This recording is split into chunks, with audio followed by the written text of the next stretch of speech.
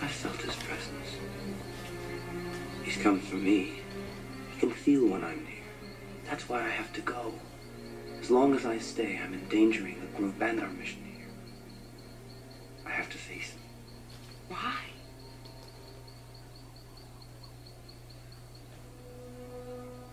He's my father.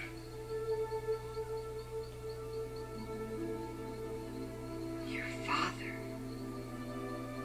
There's more. It won't be easy for you to hear it, but you must. If I don't make it back, you're the only hope for the Alliance. Luke, don't talk that way.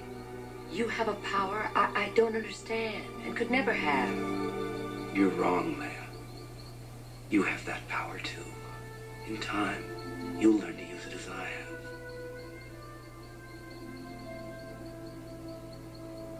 The Force is strong in my family.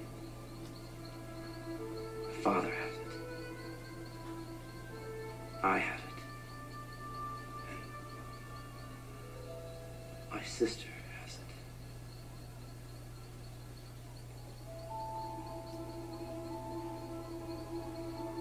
Yes. It's you, Leia.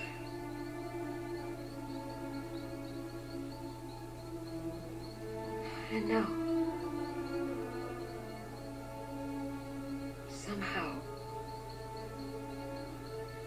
I've always known. Then you know why I have to face him. No. Luke, run away. Far away. If he can feel your presence, then leave this place. I wish I could go with you. No, you don't. You've always been strong. But why must you confront him? Because there is good in him. I felt it. He won't turn me over to the Emperor. I can save him. I can turn him back to the good side. I have to try.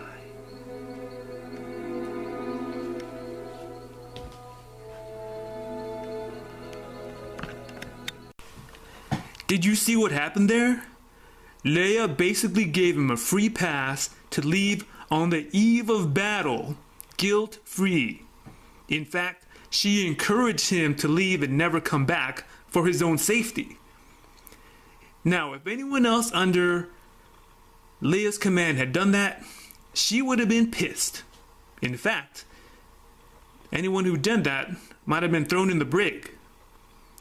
But Luke gets a pass. Leia tells him, run away, far away. If he can feel your presence, then leave this place. She gives him an out. And what did Luke do? Did he take Leia up on her offer? Did he run away?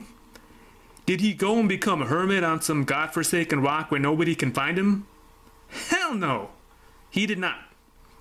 He turns himself into the enemy and goes on what seems a completely hopeless cause, trying to convert the most evil villain in the galaxy back to the good side. He doesn't know if he can do it. Nobody knows if he can do it. Luke just says he has to try. Then he tells Leia that if he doesn't make it back, she's the only hope for the Alliance. He says this because he knows about the imminent attack on the Death Star.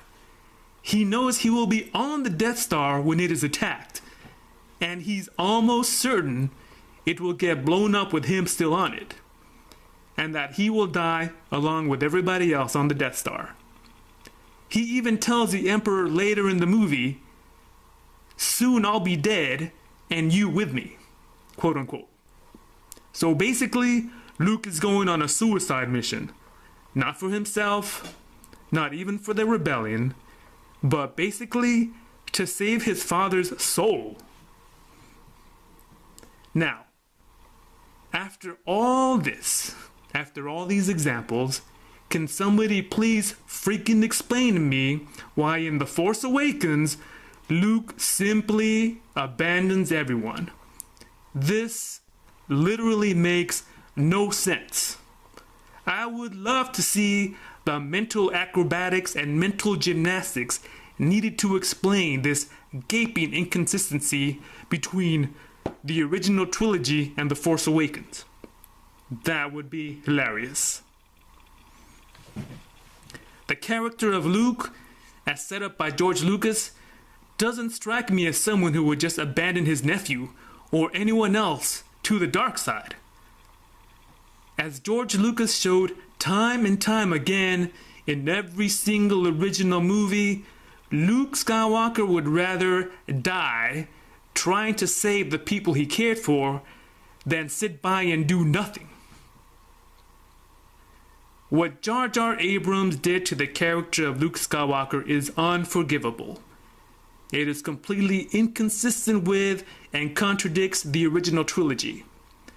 And this is one of the many reasons why The Force Awakens is a horrible, horrible movie and has no place in the Star Wars canon. This movie is complete crap, complete garbage. This movie is like a House of Cards or a Paper Tiger. It may seem substantial or even formidable on the surface, or when looking at it from a certain point of view, like the special effects. But once you really start to scrutinize it, you can tell it's flimsy and useless and of no value. This movie was so god-awful, nothing can save it.